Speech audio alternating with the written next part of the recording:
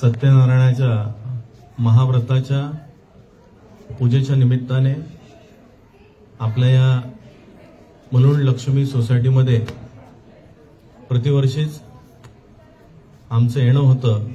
आजचा योगायोग अमृत दुग्ध शर्करा योगायोग म्हणायला हरकत नाही, कारण आज आम्ही इथून आपल्या सर्वांचे आशीर्वाद घेऊन आमची जी नाथपंथीय त्रिशूल साधना असते त्या साधनेसाठी माऊलींच्या आळंदीकडे रवाना होतो.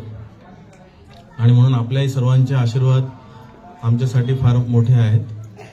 आणि इथून आम्ही आळंदीकडे गेल्यानंतर तिथे माऊलींचं ध्यानाचं जे स्थान आहे आणि सिद्धपेठ जिथे 84 नाथसिद्धांचा मेळा भरतो, माऊलींच्या वेळेसपासून तिथे परंपरा आहे, तिथे आम्हाला त्या ठिकाणी सेवा साधना करण्याची संधी माऊलींच्या रूपाने आलेली आहे. पण एक योगायोग असतो की काही वेळेस आपल्या आईवडिलांचे आशीर्वाद घेऊन निघायचं असतं, अशी एक परंपरा आहे. आणि माझे आईवडील माझ्याबरोबर नित्य आहेत. ते जरी शरीराने दुसरीकडे असतील कुठल्याही प्रवाहात तरी सुद्धा ते नित्य आहेत. त्याच्यामुळेच हे सगळं चालतंय आमचं. कारण आम्ही तसं पाहिलं तर भिक्षेकरी गोसावी, म्हणजे भिक्षा मागत जगाला ज्ञान आणि विज्ञानाची दीक्षा देत देत आपला काही मार्ग जो असतो तो सांगायचा. बाकी जरी भगवे कपडे आमचे दिसले तरी सुद्धा लूटमार करण्याचा आम्हाला काही अनुमती नाही. कदाचित तुम्हाला त्यातला कोणाला 5% 2% अनुभव असेल, मलाही ते माहिती नाही. परंतु ती परंपरा चालवत असताना फार अवघड परंपरा आहे. 1899 पासून 125 वर्ष आज पूर्ण होत आहेत. आणि दत्त सोहळा जो आपला तुम्ही सगळ्यांनी मिळून आपण केला त्याला 54 वर्ष पूर्ण होत आहेत. आणि त्यामुळे हा जो सगळा आविष्कार होत असताना त्या ठिकाणी आपल्याला मी अगदी प्रामाणिकपणे आणि प्राऊडली सांगेन, अभिमानाने सांगेन की आमच्या पाठी लक्ष्मी सोसायटीचं महाकवच आहे आशीर्वादाचं.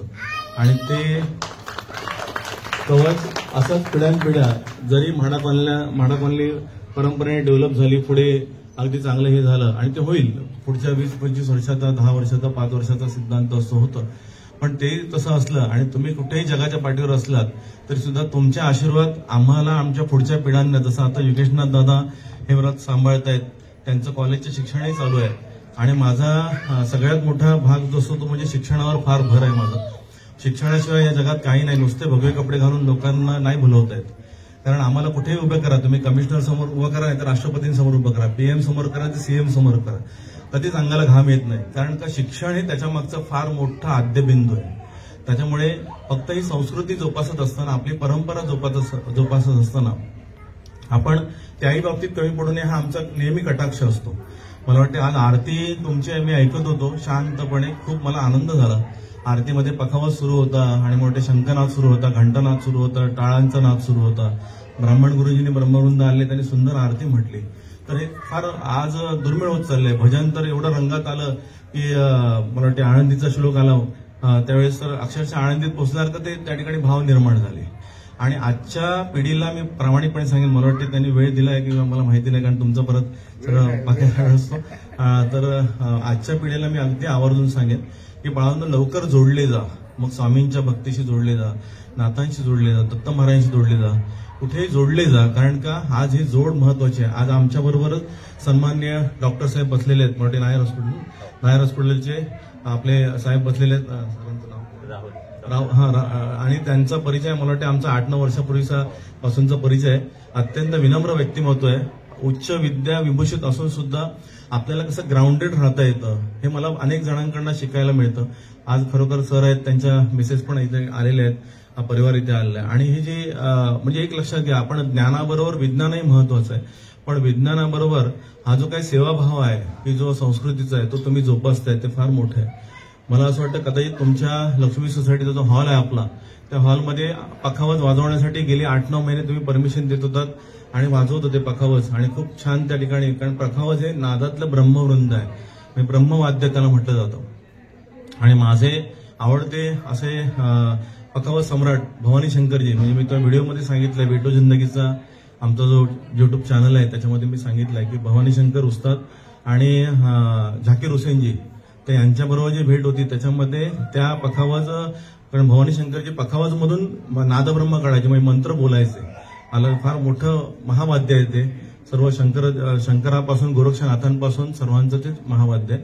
पण इथे तेही तुम्ही करायलाही संधी देताय. सोसायटीतले पदाधिकारी, माननीय पदाधिकारी, सगळं पदाधिकारी मंडळ, त्याचप्रमाणे माजी पदाधिकारी असतील तेही सुद्धा, आणि सगळे सभासद सदस्य. मी बघत असतो की कोणच अधिक कधी नाक मुरडत नाही, कोण हात मुरडत नाही. बरोबर, ते एवढं तुमच्यामध्ये कसं चांगलं आलं हे मला समजत नाही.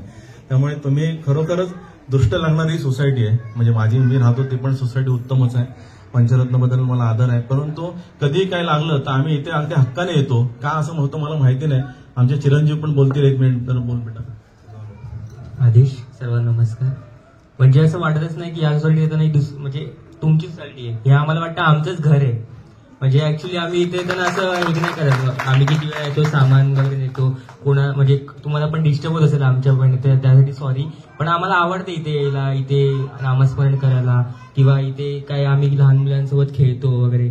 म्हणजे असं वाटतं की आपलं घरच आहे इथे. आदेश, म्हणजे हे जे दादानी म्हटलं ते कुठेही अतिशयोक्तीचं नाही, खरंच हे आहे. म्हणजे त्यामुळे कधी कधी काही माणसं नुसती माणसं नसतात, तर ती देव माणसं असतात. आणि त्याच्यापैकी तुम्ही तंतोतंत सर्वजण त्याच उपाधीला सिद्ध आहात, सार्थक आहात. ते अध्यक्ष महाराजांनी आम्हाला माईक दिला, तुम्हाला उभं राहायला, ताटकळायला लावलं, तर कुठेतरी क्षमा मागतोय मी त्याबद्दल.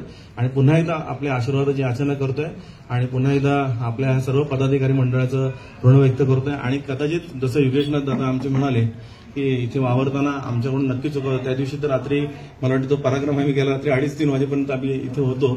मला वाटलं दुसऱ्या दिवशी सोसायटीचं लेटर येईल आणि ह्या बुवाची बुवागिरी बंद करा, कारण का बुवा आमच्यासारखे बाजार मांडणारे भरपूर आता होत आहेत.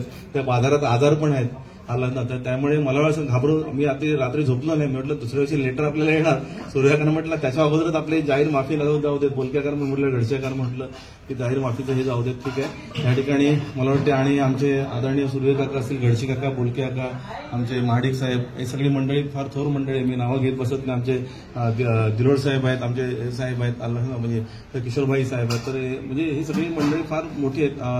त्यानंतर आमचे चव्हाण काका पण धामणे साहेब हे आदर्श थोर मंडळ. तुम्ही सगळेच आहात, मी नावं नाही घेतली ते अजून आदर्श असतात आलं. त्यामुळे फार. आणि मला वाटतं आमचे पोलीस मध्ये साहेब होते आपले मागच्या गवारी साहेब, आमचे गवारी साहेब होते. तर हे फार मोठी मंडळी आपल्या सोसायटीत आहेत आलं. तर सगळ्यांबद्दल नितांत आदर आहे. नाव घेतलेलं म्हणजे तो अधिक मोठा आहे. संतोष कधी रागवत नाही.